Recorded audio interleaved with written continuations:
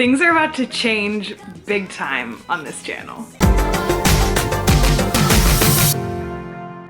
You guys, I got a new camera. I'm so long overdue for a camera, and I will explain why and show you what I've been working with for the last year or so. But first of all, I want to say a quick thank you to those who are sponsoring me on Patreon. Allie, Stephanie, Simon, Becca, and Jesse. You guys are the biggest reason I was able to get this camera when I got it. This camera has made my work and like what I do so much more efficient. It is so cool. Let me show you what the old setup looked like, what the new setup looks like, and then I'm going to talk to you about what I think about this camera, which is the Sony A5100. Now, if you are new to my channel, I started vlogging when I was in China last year. And originally when I went to China, I was going to be a blogger. So I got this, the Nikon D3200, which is a starter DSLR camera. I chose this camera because it was a good price. It was about $350 when I bought it. It was brand new and it came with the lens. For me, the number one thing was that it takes really high quality photos, like large size photos. But to be quite honest with you, I've owned this camera for almost 2 years now,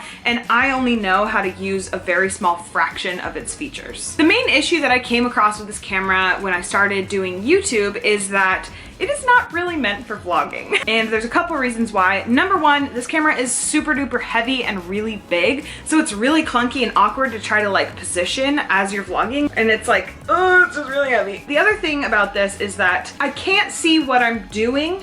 There's no way to flip up the screen in the back or anything like that. So I would have to record a shot and then play it back on the camera, see how it looked, and then I sometimes had to redo it. I could totally deal with that, but the biggest problem was that it doesn't autofocus. For example, when I was walking around China, I would be like vlogging like this, you know, like, oh, look at this, I don't know, noodle shop over here. You do these little motions, you know, in the camera as it goes back and forth, it's going in and out of focus. So if I had it focused right here, if I move the camera back just like to here, suddenly my face is not in focus anymore. And the only way to fix that is to kind of half press on the shutter button. But since I can't actually see what I'm doing, I don't know if it's actually focusing on my face or not. So this camera very quickly turned into just for photos and filming things that weren't my face. I'm at a cool like tourist site like Angkor Wat. I walked around with this and I did most of the shots on this. But when it came time to vlog, I actually ended up purchasing a camera while I was in China. I got it from Amazon China, and that is the GoPro Hero. And this is just the first generation GoPro. So as you can see on the back, it does not have a screen. It's pretty minimal, but it worked. It worked for a lot of my videos. The majority of my vlogs, if not all my vlogs, I guess, are filmed on this tiny little GoPro. Like, this thing went everywhere with me. As I was walking around a tourist site, I'd like have this on and have my little GoPro here, and it was quite the feat to get all this footage. Vlogging myself on this, not really knowing what the shot was because it doesn't have a screen, so it's not like I could play it back and make sure the shot looked okay. I had to like wait until I was actually on my computer and then review it. It wasn't the best system. If you're at Angkor Wat and you're vlogging and you're not going to be coming back to Angkor Wat, you kind of want to make sure that the shots are good, but I just had to put a lot of trust in this camera. It served me well for a very long time. I think it cost me somewhere around $100. So for $100, this is a great starter vlogging camera, honestly. Like, all you have to do is push this button one time, it starts filming, and then you push it again, and it stops filming. So basically I'd be walking around China and I just push the button, wait a second until it started saying it was recording on that little screen, and then start talking to the camera. So that's how most of my vlogs have been made. If I wanted to get a shot of something really cool, like the Temple of Heaven or like some big tourist site that I was going to, I would do a lot of detailed shots and like the pretty shots, you know, like the montage shots and stuff like that on this camera. I felt like I had two cameras, but I didn't have the right camera. So I just was kind of like juggling the two of these. Then the other thing is that when it came time to upload, this thing doesn't really take the best photos. Let's be real. I have a pretty terrible phone that also doesn't take very good photos. So that left me with this. So anything that went up on my Instagram was pretty much just from this camera. But in order to get it up on there, I had to actually physically take out the SD SD card, upload it to my computer, make the photo a little bit smaller so that I can email it to myself quickly, even sometimes editing the photo beforehand in Photoshop, and then I would finally upload it from my phone. So I didn't really post to Instagram very often because it was kind of a pain in the butt. The bigger issue was video footage. So this beast films in MOV format, which is a problem when it comes to editing your videos on Adobe Premiere Pro, which is what I use. Because if you try to import an MOV file, what happens is you'll drag the file into Adobe Premiere, and all of a sudden, even though you thought it was gonna be video and audio, for some reason it's only audio. And that's because it doesn't like MOV file. So what I would have to do is I'd actually have to take the footage off the SD card, convert it to MP4 file format with a program called WinFF. It's free online, and after a certain amount of time, I don't know why, but my laptop stopped running it, and so I had to put it on Eric's laptop. Anytime that I would want to sit down and film a video, I'd come in here with my camera. And you're just gonna have to pretend this is actually on the GorillaPod because I took the little adapter off and put it on the camera I'm holding now. And also please ignore this random air mattress that I have in the sunroom. Oh, there's my dog. Okay, anyways. So I would start by focusing on the background and then kind of estimate how far away my face was from the background. So say it was like 4 inches away or something like that. Then I would try to push the chair about 4 inches back so that it would be focused on my face. Not the best system for focusing on an object. And in order to see if it actually did focus, what I would do is I would take a test shot. I'd come over here and I would like turn on this camera, and then I'd go sit down right here. And then I would like look at the camera for a second, kind of like move a little, make sure it was okay. And then I'd be like, okay.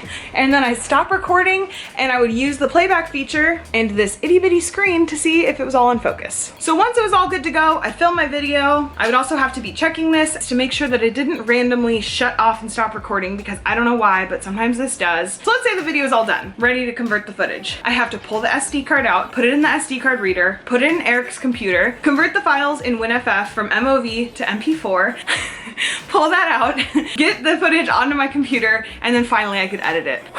It was a pain in the butt. Now I get to come into the sunroom, push the little record button, and I can freaking see myself. It continuously autofocuses, and also this camera films in MP4 file format. So yeah, that's what I've been dealing with for a long time now, and that's why I'm so freaking excited about this camera. It's so much easier. And just to give you an idea of how much different the quality is, I'm gonna do a little test shot so I can show you. As you can see, I can't see it because the Sony A5100 over here has a screen, so I can see that it's good quality, and the GoPro does not, so I have no idea. But it does give me China flashbacks when I look into the sweet eye of this GoPro. Here is in like really, really bright lighting, and here's how it is in some darker, weird lighting. Out and back in. It's probably a huge quality upgrade, and I cannot wait to see this footage side by side. I also want to show you what it looks like on the DSLR versus the Sony A5100. Oh my gosh, I'm gonna fall. Here's some slightly dark lighting. Here's some super overly bright lighting. I don't even want to open my eyes. And here's like the standard sunroom background that you guys are super used to. Now watch what happens when I take it out and then back in to here.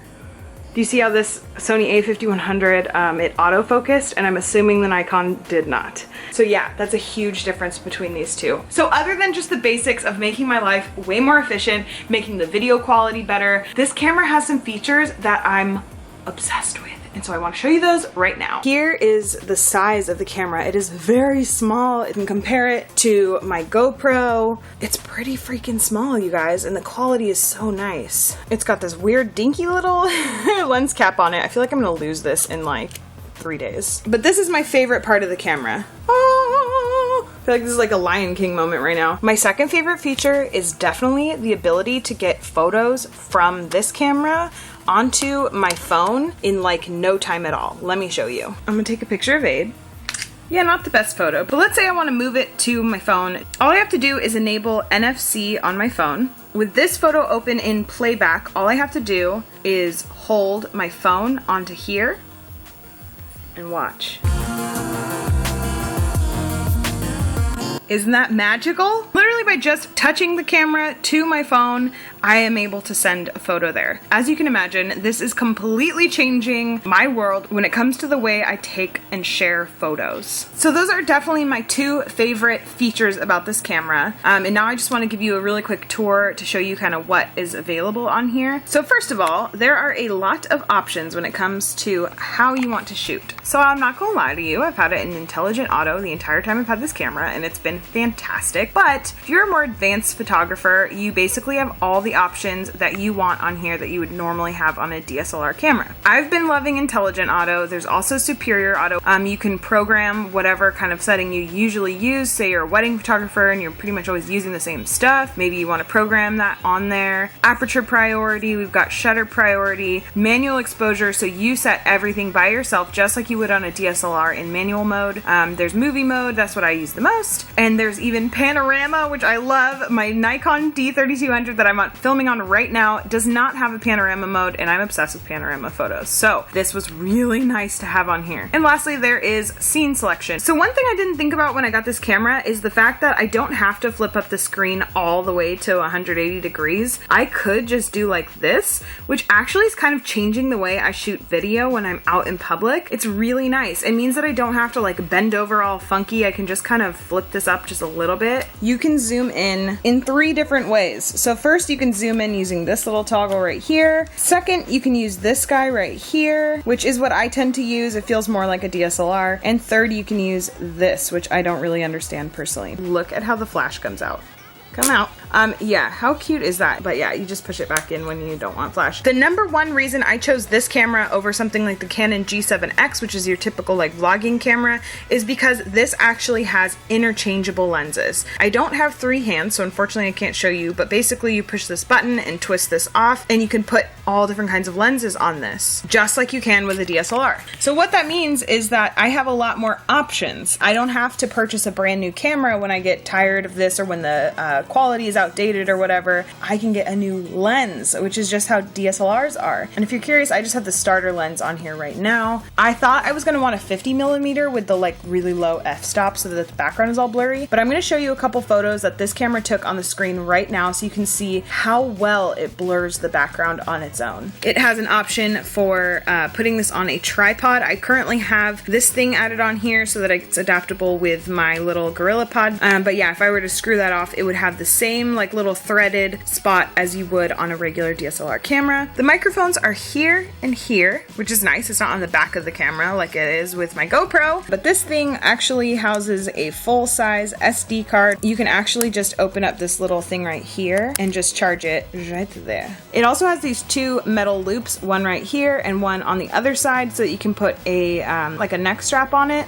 Personally, I actually just took the wrist strap off one of our Wii controllers that we don't use very often. I felt like a neck strap on this was kind of overkill. So you've got your shutter button right here, and then you've got your record button back here. There's actually this little attachment that you can put on here that makes this easier to push, but personally, I do not have trouble pushing this button, so I don't see the need for it. So my only issue with this camera, and the reason it took me so long to finally get it, is the cost. So this camera retails for about $550, but I actually got this camera with Best Buy, and this is not sponsored by Best Buy, I'm just telling you. They have open box items, which are items that people have purchased in store, brand new, and then returned for whatever reason. So I purchased this as an open box item in excellent condition, and I gotta admit, it showed up and it was packaged horribly. The lens, the metal part of the lens, like the ring around it, actually has a dent in it, which I was super disappointed in. And as soon as I saw the camera, I was like, this is probably going back. But once I started using it, I realized it was actually in excellent condition. It's perfectly fine. It just has that one little defect on the front, and you know what? It gives it character, so I'm gonna live with it. It's totally fine. So I ended up saving about $100 by getting an open box item rather than a brand new camera. And I have seen these for as low as like $400. If you go used on it. The reason I went with the 5100 instead of the 5000 is because this camera had a much larger sensor, and that just means it takes better photos. The other cool thing, which I don't even really use because honestly this is so good at autofocusing, it actually can touch to focus. Here, let me put my face up here so you can see it wants to focus on my face. Oh, I feel like you can see every line. And then if I touch the screen to the background, you see it's focusing on the background because I touched. Now I'm gonna touch my face. and it's back to focusing on my face. So that touch to focus feature is super cool, and it's actually not on the A5000. There is an A6000 camera, but that one doesn't have a 180-degree flip up screen. It actually only flips up a tiny bit, and it's really meant for like photographers and people using tripods. I could see people who are filming like documentaries maybe wanting to use that camera, but as a vlogger, I was completely not interested as soon as I saw that the screen didn't even flip up all the way. If you are interested in purchasing this camera, I will have an affiliate link for it down below, but I also encourage you to shop around and look for better deals if you can find them. I went with Best Buy just because I knew the return policy was going to be good, but I know there's like B&H Photo online and they have some used versions of this camera. So overall, I am extremely happy with this camera. I didn't even expect this to change the way I shared photos with family too. Like, this camera was purchased for my job, like for YouTube, for my blog, and that's why I got the camera, but this actually seeped into my life more than I expected. I'm able to take group photos when we have people over. I just did that this past weekend. I took a big group photo and I made everyone pose for our Halloween party, and then I shared it to the Facebook group that we had made like immediately. So that is really cool to be able to do, and also I can share photos of like my dog with my parents and stuff, and it's just changed the way that I take photos and video and actually share it and get it all online and everything. So I highly recommend this camera. I have been freaking loving it. Thank you so much for watching, guys, and thank you for being patient with me. I know I missed a video upload last week. Things have been super crazy busy, so I appreciate your patience. Things will be getting back to normal here, so it'll be really nice soon. And stay tuned later this week for a video about a really fun item that a company sent me that I've had my eyes on for a really long time. It's travel related. I'm just gonna leave it at that. If you have any video requests or questions for me, definitely comment that down below, and I will see you very soon. Okay, bye!